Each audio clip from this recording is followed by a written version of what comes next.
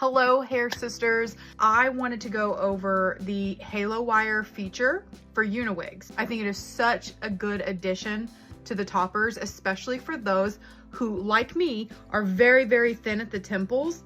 And so if I'm putting my hair right here, the hair topper here, I've got virtually like nowhere to put the clip, and it's very uncomfortable.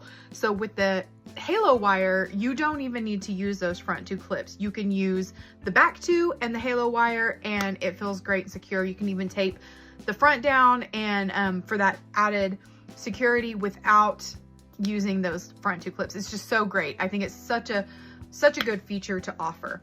So with that, I'm going to use Breeze, she's a lace topper, and I am going to show you the easiest way to put this on with the halo wire. So it comes clipped in like this, and if you pull that, it'll actually tighten it, and it's the same on both sides. So you have one on each side, and you just pull them when you want to tighten it. And this helped me so much because I was kind of frustrated. Like, I really liked the idea of it. And I was like, this will be so great for a lot of people, especially if you have more hair in the back. But I couldn't get the lace to lay flat. And I was like, oh, I'd have to tape it every time I wore it. And then when she told me that, I was able to tighten it, and it got the lace to lay flatter. So first thing first, when you're putting on a topper with the halo wire is you want to take all of your bio hair. Actually, I'm gonna leave some of this front down because that's gonna help blend, but I'm gonna take the rest of it, and I'm using my scrunchie, and I'm just gonna put like a ponytail. The idea here is that it gives the halo wire a stopping point when you're trying to adjust it. So you want to hold the halo wire up, and then your next goal is going to be to get this lace, the front of your topper, the lace front, to sit on your forehead. So it's gonna kind of be a little folded over. So you get that on your forehead. I don't know if you can see me. And then you bring the wire down, and then you flip it over, and then you take out your ponytail. And I like to blend in my bio hair. And then I'm not gonna use these front two because they're literally right here where I don't have hardly any hair. Super uncomfortable, right?